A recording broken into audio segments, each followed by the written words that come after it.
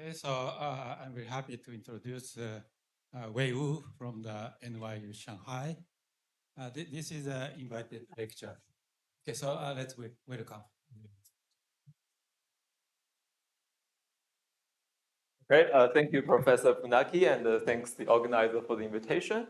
So this talk is about statistical mechanics, several models in statistical mechanics, and it's kind of can be classified um, in a class of models called the abelian spin models, which it's basically the spin group. These are statistical mechanics models such that the spin group takes value in some abelian groups. And primarily, we're going to talk about two types of models, the XY and the Belay model, but there's more models are believed in the same universality class, such as the abelian gauge theory, abelian Higgs model, which were related to the previous talk by Professor Haosheng, but in the case that the gauge group is abelian. And finally, we'll also have a look at the well-known diamond model. And in fact, one could also take the point of view, as we will see, that the diamond model can also be thought of as an example of the abelian spin models. So let's start with this definition of the classical XY model. These are the models such that you have an underlying graph and you have a spin on every side of the graph. The spin took value on the unit circle. Okay, so this is kind of a configuration, but then we can define the Gibbs measure so that every point the spin took value on the unit circle. The Gibbs measure is proportional to e to the nearest neighbor inner product of spins. And now because the spins are on the unit circle, I can parameterize by cosine and sine. So another way to rewrite the Gibbs measure is the interaction is given by cosine of theta I minus theta j. So one first remark here is that, as you can see from the Gibbs measure, the spin tend to align with each other, right? So actually, for any beta, the spins are more preferred. The nearest neighbor spins are preferred to align with each other. These models, as we will see, they have very special kind of phase transitions that are going to be used to model many interesting low-dimensional materials, superconductors, and so on. Here I wrote down the measure in a finite volume, like a finite subset of ZD, but there is some well-known monotonicity of the model, which can tell you that you can, in fact, took the infinite volume limit, and the infinite volume limit exists. Okay, so from now on, we will focus on the infinite volume limit, which is called Gibbs state in ZD. Now, closely related to the XY model is the so-called Villain model, which was introduced in the 70s by the physicist named Villain. And so because as we see that the spins tend to align with each other, so for beta very large, the angle difference should typically be very small. So one can actually use an approximation which looks like this. So you can expand this Gibbs factor into the sum of periodized Gaussians, where m is among all the possible integers which counts the windings on the circle. And another way to interpret this new function is that it actually defines a heat kernel on the unit circle. So now if we go back to the XY model, if we replace e to the beta cosine on every edge by this heat kernel, the corresponding model is called the Villain model. So the XY and Villain model are very special because they exhibit special kind of phase transitions. So normally, we expect that phase transitions is often happen at the same time with the symmetry breaking.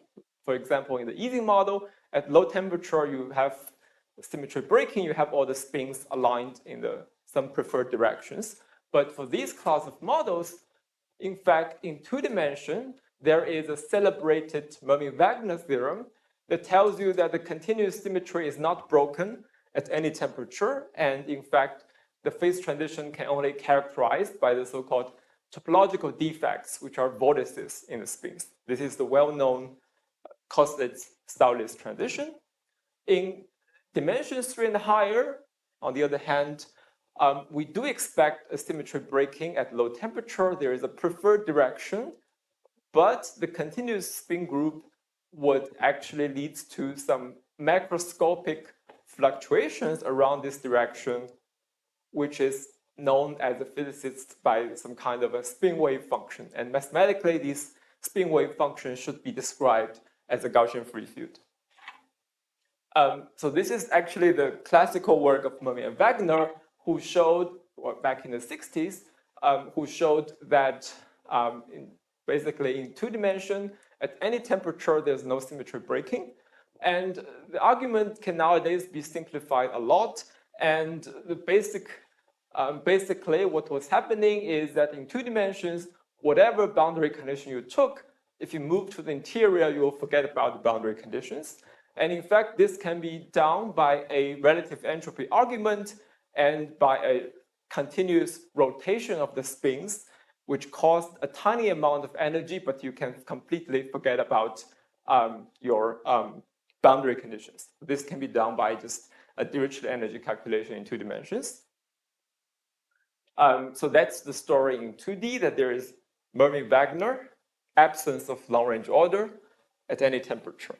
Now, in dimensions 3 and higher, on the other hand, there was this celebrated work by Froelich, Simon, and Spencer using the so-called infrared bound. And what they can show is that if you look at both models, X1 and Lane, you look at a 2-point function, then they have an asymptotic long-range order, meaning that even if your distance of the 2-point go to infinity, the 2-point function converges to a uniformly positive constant, which is bounded below by this quantity, where G0 is the Green's function on ZD. Now, if we know that dimensions 3 and higher, the Green's function is finite, and therefore, if you took beta large enough, this is going to be uniformly positive. And the next question that you may ask is, what's happened next, right? Can you give more precise information about the limiting 2-point function? And in fact,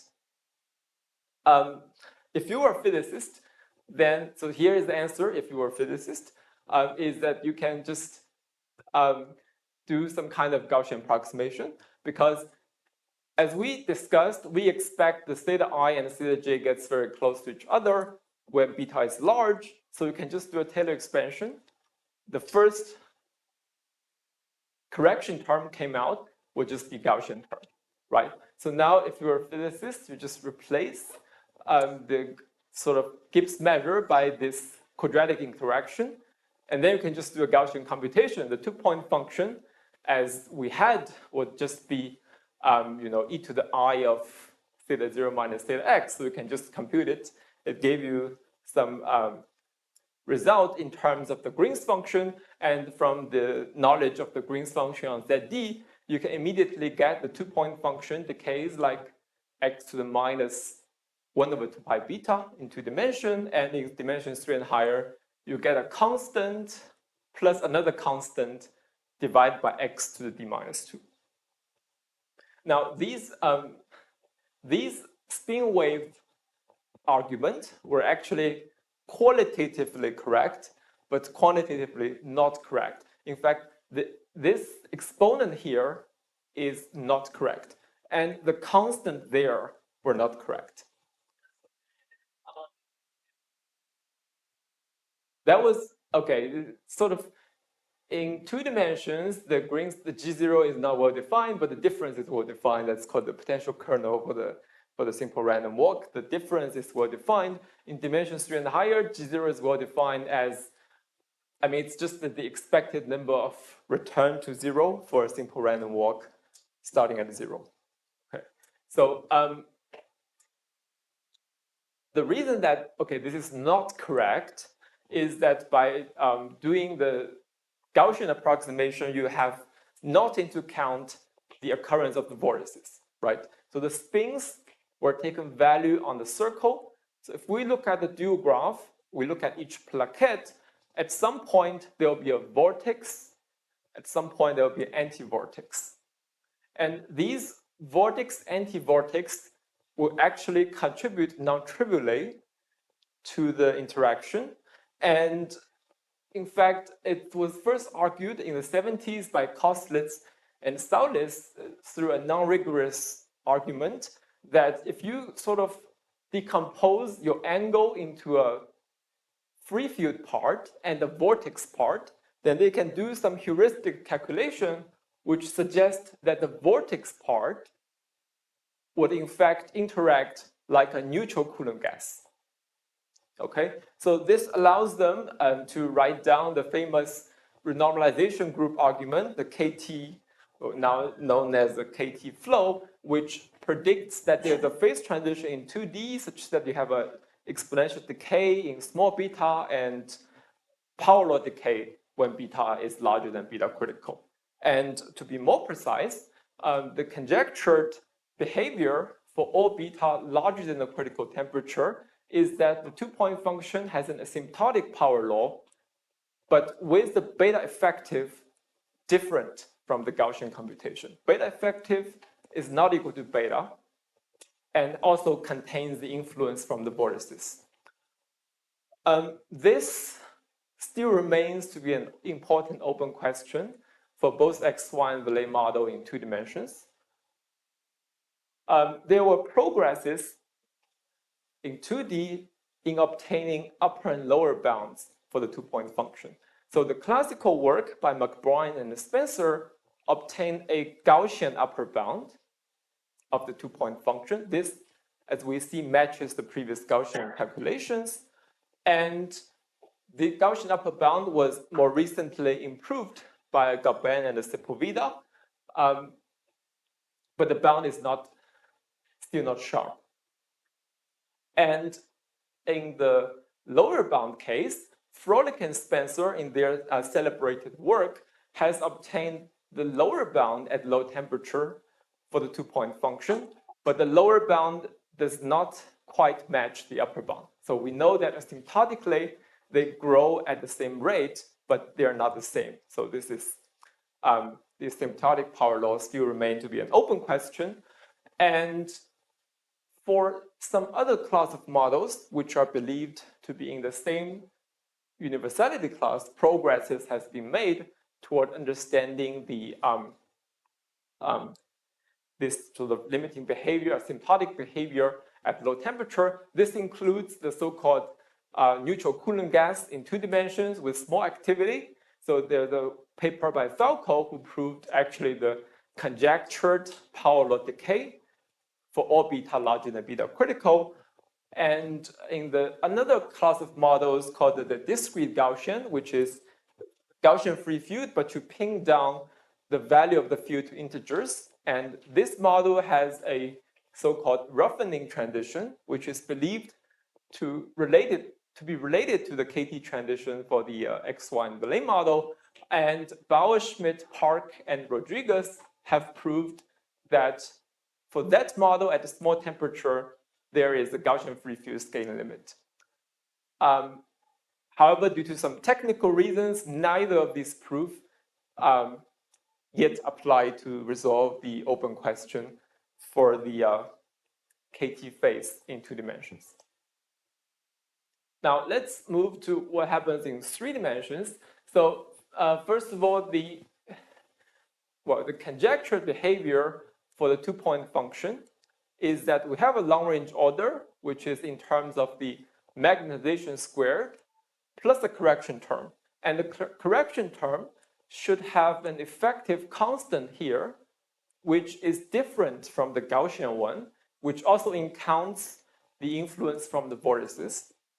And back in the 80s, there's another paper by Froelich and Spencer who obtained the non-matching upper and lower bound for the two-point function.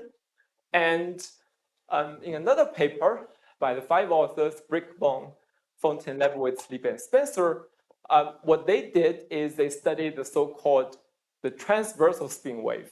So these are the yes.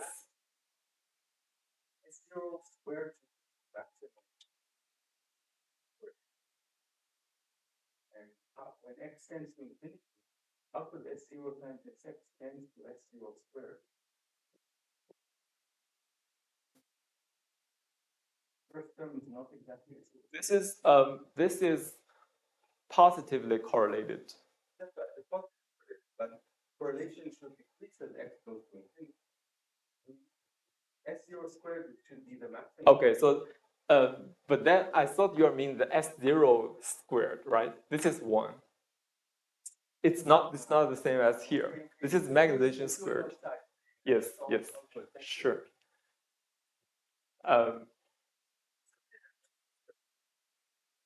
Okay, thanks for pointing this out. And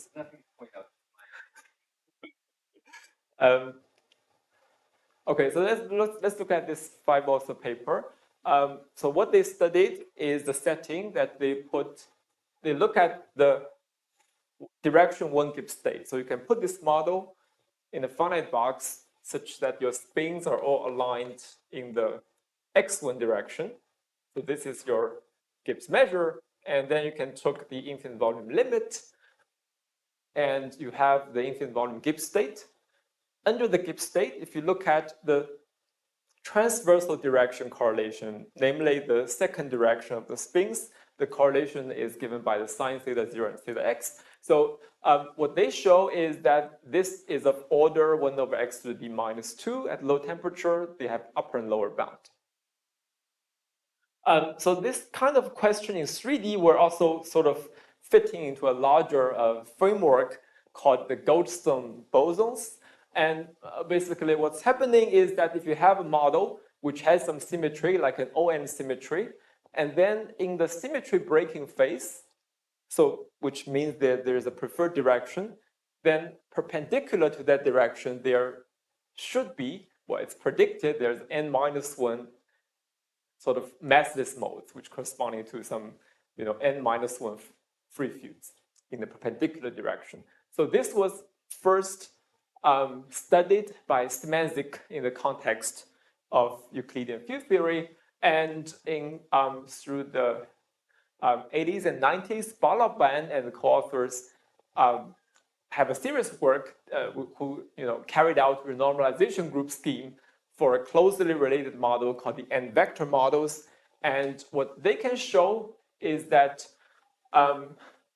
if you look at the truncated two-point function in that model, this one has a leading term, which is, as what was predicted before, a constant divided by x to the minus 2 plus a lower order corrections. And recently, this work of 5 authors, Brickbone and so on, has also been extended by Giuliani and Ott to, for example, the Heisenberg model in 3D, and they can study the asymptotic expansion of the mechanization for Heisenberg at very low temperature.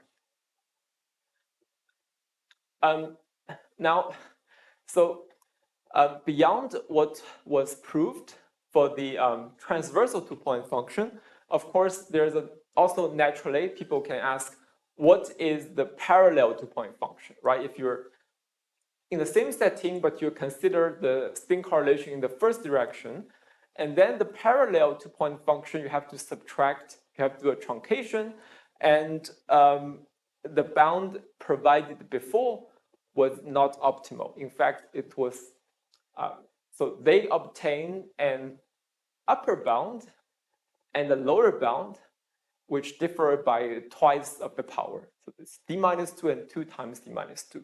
So which one is correct? In fact, people believe that lower bound is the precise one.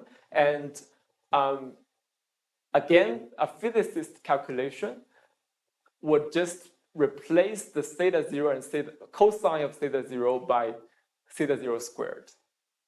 If you look at the theta 0 squared, theta x squared, truncated two-point function, and if you believe theta is Gaussian, then you should decay twice faster as a Green's function. That was how the correct bound has been predicted.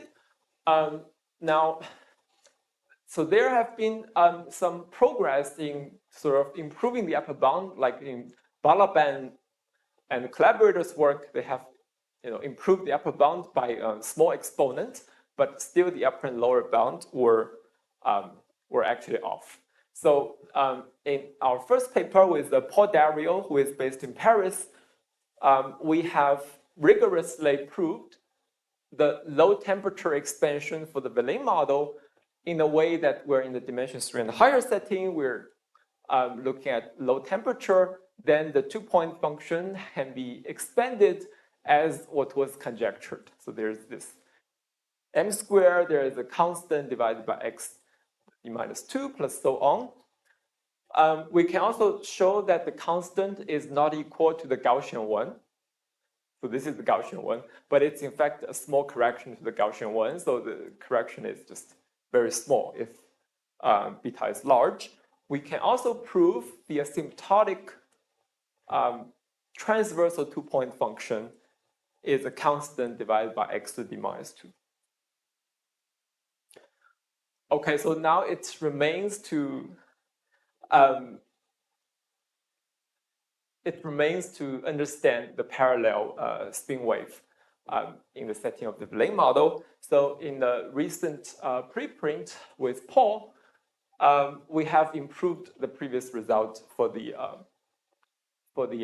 parallel 2-point function. And in particular, in the setting of 3 dimensions, we obtain near optimal upper and lower bound for the 2-point function. Remember that 2 times d minus 2 is 1 over x squared in 3D. So we obtain upper and lower bound up to, which are sharp up to a logarithmic correction. And we didn't try to optimize the power here. So our proof gives 22 in a log. Okay, so maybe let me spend.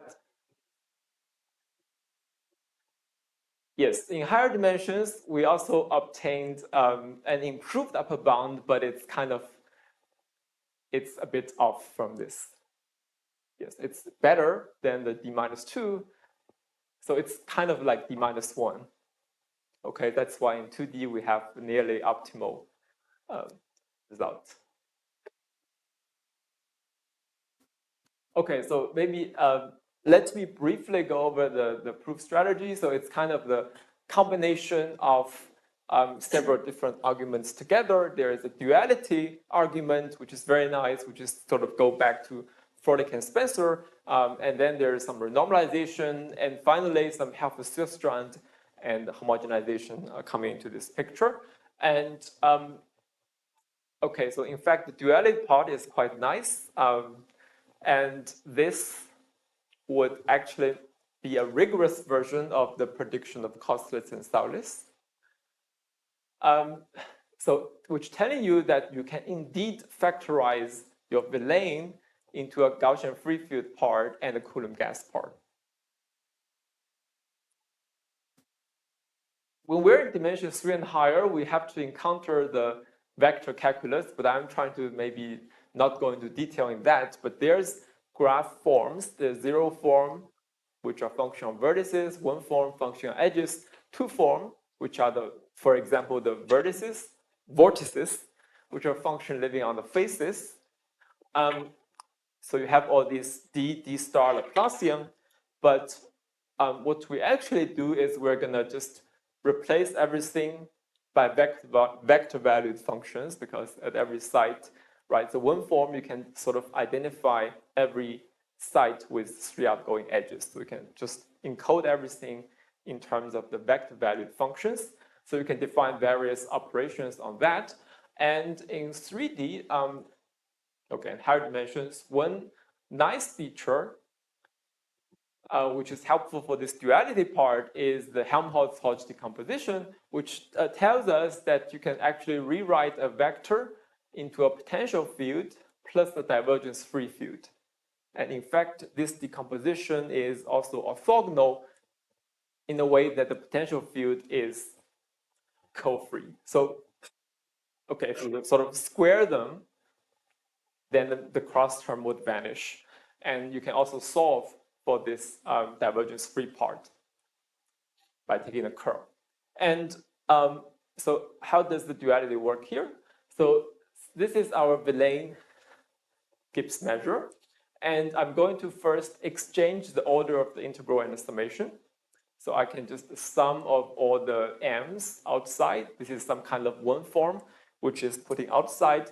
But then I'm going to split the sum of the one form into sort of two steps. I can first sum over the one form with a given curl configuration, which is given vortices. And then I sum over all the vortices, which is divergence free. So after that, we can just apply the Hodge decomposition under this sum, because this is a vector field with a given curl. We can apply the Hodge decomposition, which gave you a potential field plus a divergence-free field. And if you do that, then there's a nice thing about this Villain is that you have a quadratic potential. So in fact, you have a complete factorization of the two parts, and the potential field would combine with the angle, and that would give you a Gaussian-free field. And the divergence-free part can be factorized out. And if you do some integration by parts, you would see that that part would give you a Coulomb gas with the neutrality condition. Divergence Q equal to 0. So this actually gives you a rigorous factorization of the Villain partition function into a free field times Coulomb gas. So let me also remark that the same construction would, same duality argument would also work for the correlation functions. Okay, so now let's try to understand the Coulomb gas part. So as we see that this sort of, this duality also applied to the correlation function. So what you get is a observable under the Gaussian free field expectation times some ratio of the Coulomb gas partition function, where in the top here, you have a Coulomb gas with some insertion with a plus at 0 and some insertion of minus at x. So that's the that's your observable. And now what one can do here is one can write the Coulomb gas in terms of a Gaussian expectation, because the covariance is given by this inverse Laplacian. So I can just do that. I can write a Gaussian expectation to the EI of some observable. And now after doing that, we can use that the Gaussian can be decomposed into a local field and a smooth field independently. Their covariance add up to the original Gaussian free field. And after doing that, you can integrate out the local field. And that would give you a contraction term, because you're having e to the I of Gaussian. So that you would have some contraction term. And in fact, this is something which would behave very small if the support of your neutral Coulomb charges is big. Okay, in fact, this would tell you that if beta is large, that the most mass of this sum is supported on the Q, which has a small support, and the neutral. That means they're most likely to be the dipoles, which just have a plus and a minus in the nearest neighbors. Okay, so after you obtaining this factor in terms of support of Q, you can actually do some, this is like a sum over lattice animal thing, so you can actually do some cluster expansion trick to do a resummation, and this is what you end up with. Okay, so you can write this as a ratio of the two Gaussian expectations for the smooth field, where you have this e to the summation on both numerator and denominator. And this z coefficient is a reminiscent of the previous factor here, which has an exponentially small when beta is large. Okay, so then we can just play with this. So you can actually rewrite this by a change of measure. So you end up with something, and you have a measure which is combined with the law of the smooth Gaussian, which is non-local. with the perturbative term that came from the cluster expansion. And on top of the measure, we can use the trigonometric properties to write our observable in terms of this. Okay, so we have a measure looks a bit complicated, and we have an observable which looks complicated.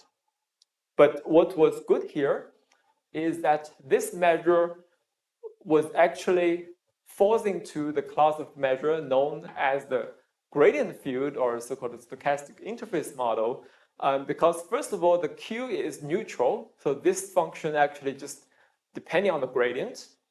And then if beta is very large, then this, in fact, the dominant term would be this term, which is the Gaussian. Okay, this one is non-local, but it's much smaller than the leading term. This one decays exponentially in square root e minus square root beta, which is also dominated by the leading term. So in fact, this is going to be a function of grad phi, and is going to be uniformly convex. Okay, and this makes it possible to analyze the observable under this measure. And okay, so now it comes to the part that how to study this measure. This is there is something called Helfer-Sillstrand representation. So let's start with a simplified case, which is the so-called the grad phi model or the stochastic interface model. So in fact, you can just, what are the grad phi model? Well, so you can start with the Gaussian, well, we all know the discrete Gaussian free field, right? It's a Gibbs measure which has the action given by grad phi e squared. Now, if you replace the quadratic function by a uniformly convex function with bounds on the second derivatives, this class of models is called the grad phi model or random interface model. So in fact, Professor Funaki is a pioneering expert in the study of the grad phi model, and I still remember that he has a very nice monograph based on the some floor lecture notes on the stochastic interface model, and this is how I actually got into this field. And so one can write down this Gibbs measure in finite volume, but the infinite volume measure is also exists, which is proved by Funaki and Spohn. Now, what can one do with this model? So if V is quadratic, then it's a Gaussian free field, then everything is straightforward. The covariance is just given by the Green's function. But if V is convex, there is still something there. And in fact, what was known as the Helfer-Sillstrand representation was telling you that in this class of models, you can still represent the covariance in terms of some Green's function. But this is not the usual simple and more Green's function. This is a Green's function which solves some elliptic equations. So there's an operator, and this is the Green's function for that operator. Okay.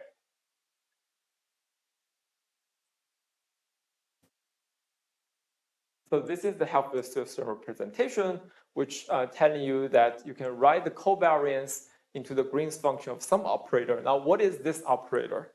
So we need to sort of go back a little bit to introduce this operator. It has two parts. And so we need to define this partial x, which is the field derivative. So partial x of a function phi, which is just taking derivative with respect to phi over x. And then you can compute the formal adjoint of this partial x, which is written as the partial x star. And if you have a Gibbs measure, you can sort of explicitly write out what this partial x star is. And then you can form the Witten Laplacian by summing over the partial x star and partial x. So this is going to be some self-adjoint operator, infinite dimensional, but it's uniformly elliptic. And the this Helmholtz-Sjöström operator here is going to be the Witten Laplacian plus another usual divergence operator in ZD. Okay, and here A is just the second derivative of the potential V. So in fact, this is some infinite dimensional elliptic operator, and you can interpret the covariance in terms of the Green's function with respect to this operator. And moreover, it carries over to more general functions of phis. If you have a function of phi, f phi, another function g phi, you can actually also compute the covariance, but doing some Helmholtz-Sjöström calculations. It formally can be think of, you took partial x on f times the Green's function for this one times partial y of g. So more rigorously, you can just solve the PDE for the g, and you multiply this by the partial xf. So there is an exact identity to compute the covariance of general functions of phi, and that would be the starting point for the calculation. And in fact, now we have an expression for the covariance. So in fact, if you want to understand the scaling limit of these type of random interface model, it's, well, from a PDE point of view, that in order to prove the scaling limit of the field is a Gaussian free field, what you need to do is to just look at this PDE with this operator L and trying to see that on the large scale, the solution is going to be like a standard Green's function on ZD. Okay, so if you can prove that the solution to this operator converges in large scale to that, so that you can estimate the error term, and then this would in fact implies the convergence, well, modulus some other technical argument, this would imply the convergence, the scaling limit of your Gibbs measure is given by a free field. Now, let's just try to sort of look a little bit into the calculation here. So we have this, so here's a simplified version of our case. I'm dropping the other term. So if you look at the quantity we want to analyze, but simplified, it's of this sort. And the sigma 0x is going to be the difference of two Green's functions. So I could just look at, you know, g0 minus gx.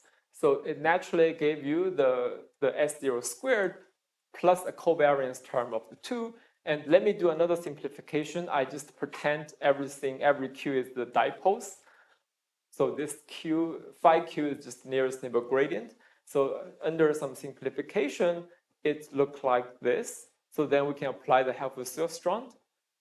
So here's just a heuristic calculation that telling you that if you apply Helmholtz-Sjöström, you write for the covariance of one function of phi, another function of phi, you get a lot of terms. But it turns out that one of the leading term would actually involving the mixed gradient of the Green's function of this Helmholtz-Sjöström operator. So in fact, the 1 over x d minus 2 would actually coming from the convolution of this mixed derivative of Green's function, multiply the gradient of the Green's function at 0 and the gradient of Green's function at x.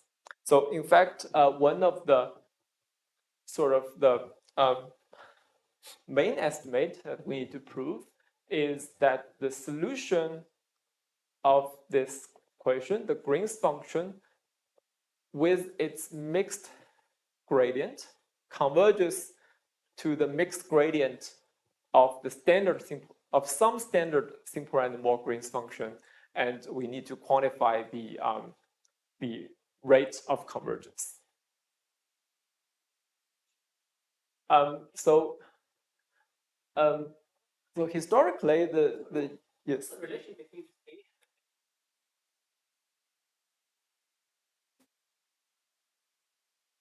okay, so L has some A in it, right? If you remember. So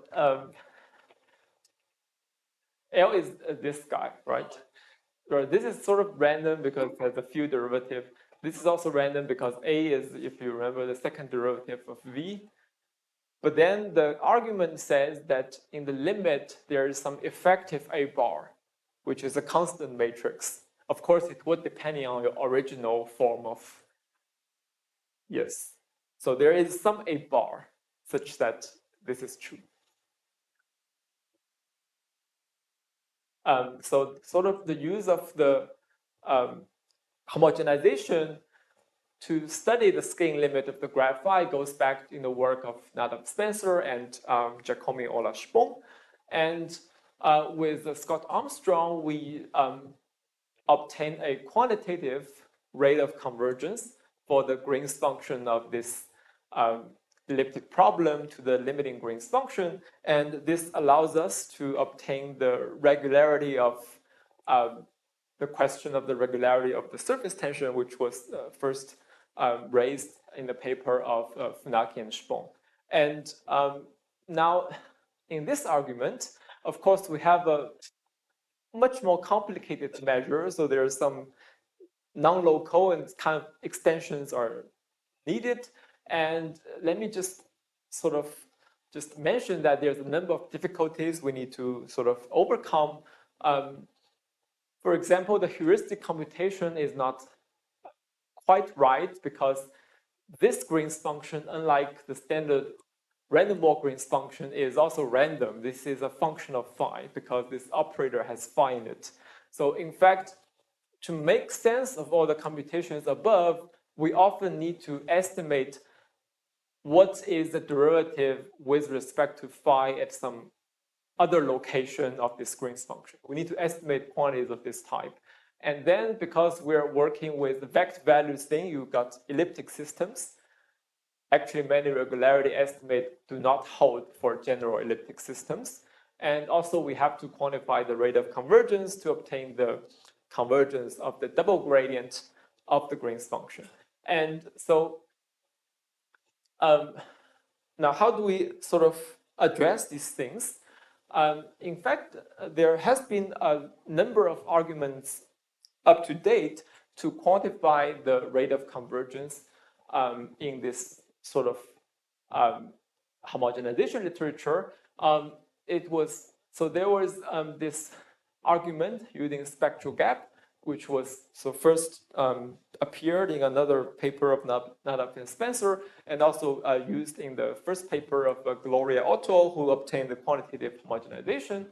But this sort of spectral gap assumption is often too strong to apply to the infinite volume. So we have a Gibbs measure in the infinite volume, which does not have a uniformly positive spectral gap. There is also this dynamical coupling argument, first done by Funaki and Spong, and then quantified by Miller, which sort of helps you to localize your field, right? If you want to sort of obtain the mixing of your field, you can try to couple the Langevin dynamics of a local field and the global field. And applying some regularity argument for the heat kernel, you can actually replace your field by the local field, which has a perfect mixing property. This was also, so we didn't use this approach because we have sort of elliptic systems and parabolic systems. So the sort of required regularity estimate was not immediate for us. And instead, we're looking into the so-called second order Helfer-Stillstrand equation. Now, what is that? So we have this Helfer-Stillstrand operator, which is, for our problem, for the Villain problem, is complicated, but one can actually single out the main term, which is the standard Laplacian, plus a lot of other terms, but they are complicated, but they can be thought of as a perturbation of Laplacian when beta is large. And therefore, we expect the solution there has good regularity properties. So this was sort of based on idea from the Schauder theory. And in particular, we expect the C01 minus epsilon regularity And the epsilon can get smaller and smaller if we send beta to infinity, because it becomes a smaller and smaller perturbation. And now, in order to understand the mixing, we just want to look into the Green's function for this operator and try to take partial derivative with the field. And what we can do is, when we do the partial derivative of the field, we would end up with a new equation. If you took partial y to this thing, you got a new equation, which has something also complicated in the operator side. But again, you can write it in terms of the main term, which is the Laplacian, plus a perturbative term. And therefore, you can also obtain a C0 1 minus epsilon regularity. And so the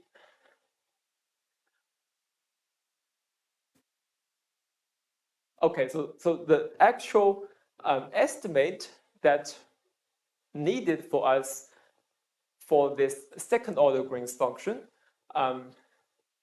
is here. So in fact, we were able to show that, first of all, this second order Green's function would actually decay much faster, in fact, twice faster than the first order Green's function, because it lives in a higher dimension. It has this x and y's in it. So we can actually show that the gradient and the mixed derivative of the second order Green's function decays very fast, like 1 over x minus 4. Sorry, this kind of decays like power of 2d minus 1, or almost like power 2d. Now, but in order to prove our result for the parallel spin wave, we have to be more precise, and in fact, we have to enhance this estimate without having an epsilon, and also replace the L2 by LP. So for that kind of estimate, we need to combine and iterate the L2 estimate, which can be done by adapting the argument of Delmont and Duchau, and also with the Calderon-Zygmunt estimate, which can boost you from L2 to LP. Okay, so that's sort of a brief overview of the proof in the case of the Villain model. And I'm now going to sort of switch the topic, just very briefly telling you there's another model, and one would expect similar behavior in the other model. So the other model is called the dimer model. So there's two ways to interpret the model. One is the domino tilings, right? Just tile, let's say, a planar domain by 2-by-1 dominoes. And there's also a knowledge of, a way of interpreting as a perfect matching for any graph. You can just look at sort of the perfect matching for the nearest neighbor vertices. And of course, it was first introduced in the 60s by studying some, statistical mechanics of ice. Castellan and Temperley Fisher obtained the exact formulas there, but in the more recently, the study of the dimer model has sort of been revived because of the link to many conformally invariant limiting objects like CLE, SLEs, and so on. Because of the time limit, let me just go directly to the relevant quantity that we're looking at. So there are a lot of works, very nice works of the combinatorics about the convergence to the Gaussian free field in a two-dimensional domain. But what was more relevant sort of to us is the so-called monomer correlations in the dimer model. So if you're fixing, let's say, 2 points as monomers, and you're looking at the dimer configuration in the remaining domain, right? This would give you a configuration with 2 monomers. So you can define the monomer 2-point function as a ratio of this tiling with 2 monomers divided by the total number of perfect matchings. And so first of all, this quantity has some parity issues. So this is only non-zero. Okay, suppose we're in 2 dimensions. This is only non-zero if x and y's are of different parity. One is an odd vertex, one is an even vertex. And then it was conjectured by Fisher and Stevenson that if you do that, there is a sort of asymptotic parallel decay of the quantity. And this is rigorously proved in the work of Dubé, who can actually extend this to multiple points. If you have n odd vertices and even vertices, the 2n point function of this monomer correlations actually converges to this quantity, this ratio of the product. And if you're familiar with this thing, this is actually what it has an interpretation of the Coulomb gas. It can also have an interpretation of the e to the I of a Gaussian free field. So there's some Gaussian free field also arising in the context of the monomer correlations. So in a way that in 2D, it's pretty well understood. But what happens beyond 2 dimensions? So in fact, right now, the knowledge, if you move away from 2 dimensions, is still relatively rare. So in the work of Giuliani, Renzi, and Tornelli, they considered non-planar case, but it's a perturbation of the planar case. You start with Z2, you add some edges which make it non-planar, but with smaller weight. And in that case, they can still prove the sort of Gaussian free field limit for these non-planar, weakly non-planar dimers. In dimension 3 and higher, okay, the results are even more rare. So there's a paper by Chandogir, Sheffield, and Wolfram who studied the domino tilings in 3 dimensions. In 3 dimensions, of course, there is no well-defined height function anymore, but they can look at some divergence flow, and they obtain a variational principle for the domino tilings in 3 dimensions. And sort of Taghi studied the monomer-monomer correlations in 3 dimensions. So if you look at the 3D torus, you look at this same question of the monomer-monomer correlation. So instead of the parallel decay as we saw in 2 dimensions, he actually showed this is going to be uniformly positive. So this would remind you of something similar to the XY model we described. Right? In 2D, you have a parallel decay of correlations, but in dimensions 3 and higher, you sort of at low temperature, you have a long-range order. So that's actually sort of one of the motivation for us to look at some spin representation of the dimers. And another motivation is this question called monomer double dimer model, where you first you first sample a location of monomers, which has, so your measure is proportional to the activity to the number of monomers. And if you remove this site of the, and then if you remove these sites of the monomers, you independently sample 2 dimer configurations. And what you end up with is going to be a set of monomers and loops.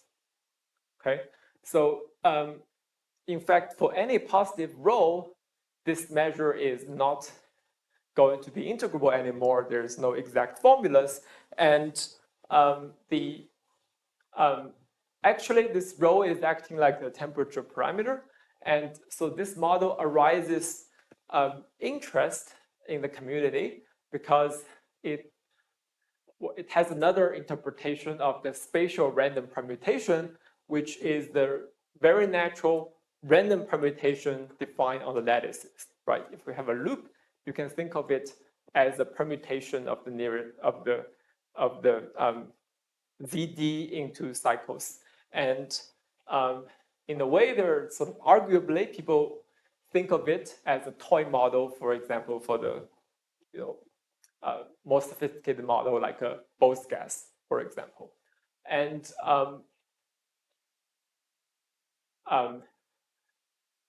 okay, in fact, so in this paper by Volker Betz, what he did is that he actually carried out some numerical simulation for this model in 2-dimensional domains by changing the activity rho.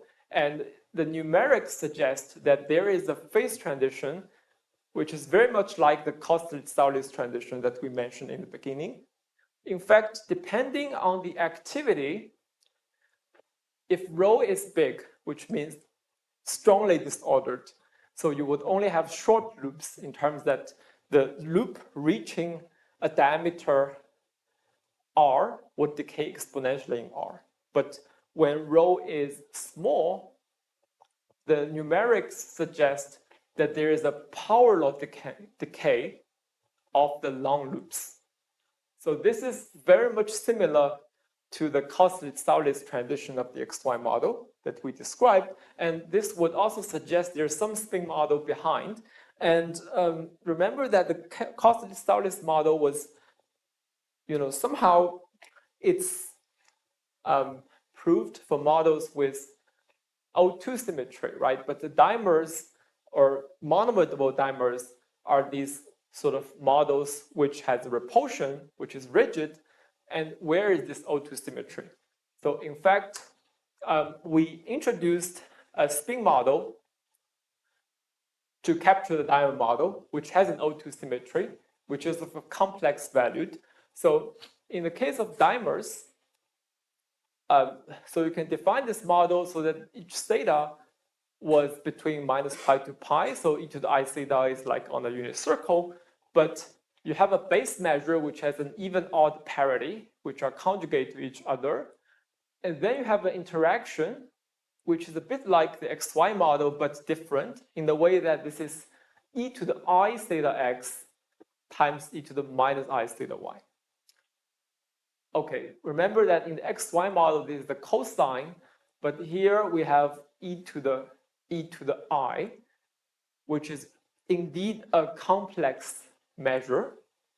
And many observables, such as the monomer-monomer correlations, can also be written into expectations under this measure. So this also applied to the other model, which is more general, which is this monomer double dimer model in the case that we need to choose two copies of spins. So we have theta 1 and theta 2. And we have a different base measure. And the rho here would actually act like a temperature here. And we can have an observable describing the monomer-monomer correlation or the loop connection. So it can be done in this model. So actually, when you write down this representation, to prove it, it's going to be fairly straightforward. So I'm not going to do it here now, but you can imagine that if you expand everything to Fourier mode, then you can sort of use the orthogonality of the Fourier mode to look into the non-vanishing term, and all the non-vanishing term would give you some constraint on the local time of your random graph, and in that case would give you dimer, in this case would give you monomer dimer.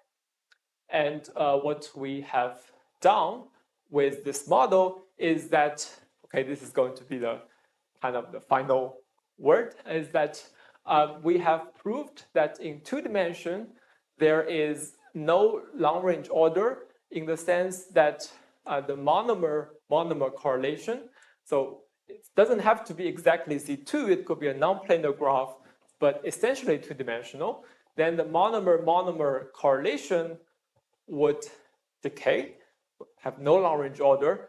The loop, expected length of the loop will not be macroscopic, both in the model of the double dimers or in the model of the monomer double dimers. And sort of to achieve this, remember that we described this Merlin-Wagner theorem for the XY and Belay model, but the original proof there would heavily rely on an entropy calculation, which requires the positive Gibbs measure, which will break down if your measure loses the positivity. And in fact, we have an extension of the Merlin-Wagner theorem, which sort of extend to essentially to any model with the reflection positive property, but not necessarily positivity property of the measure. So this would hopefully help us to review more information of the dimers in terms of thinking it as these abelian spin models. Okay, so I will finish up here. Question?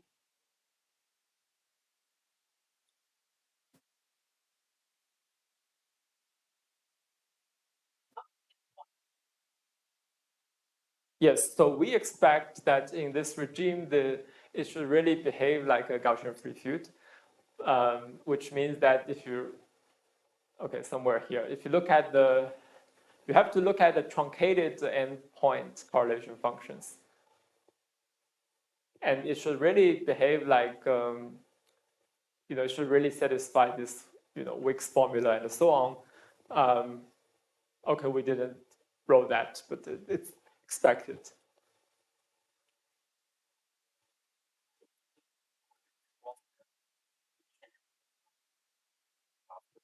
Okay, so in this thing, we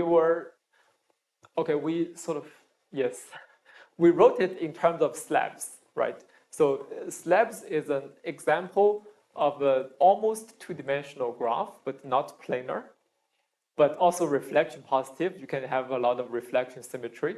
So basically, this is sort of slabs, but the third direction is at most square root log.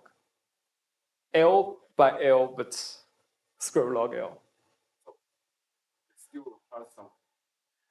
So the Mervin-Wagner theorem was essentially two-dimensional. So you don't expect that to hold in a graph, which is really three dimensions. So, but our method should work for a graph more than Z2. So that's kind of one classic example of.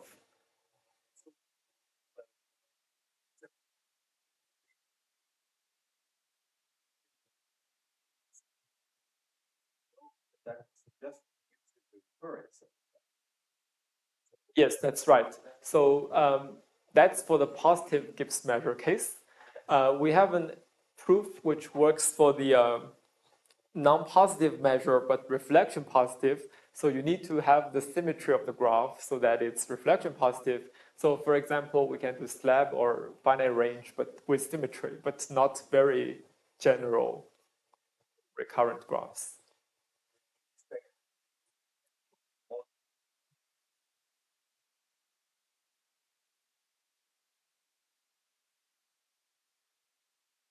I mean, okay.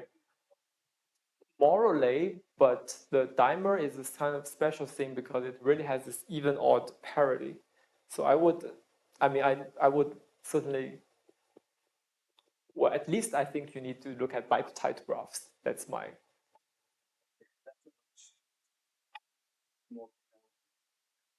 Yes, that's right.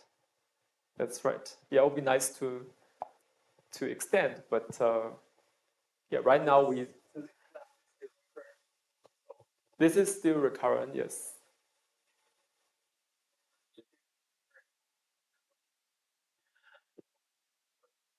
Oh, in principle, yes, but technically, this is sort of what we can do, yes.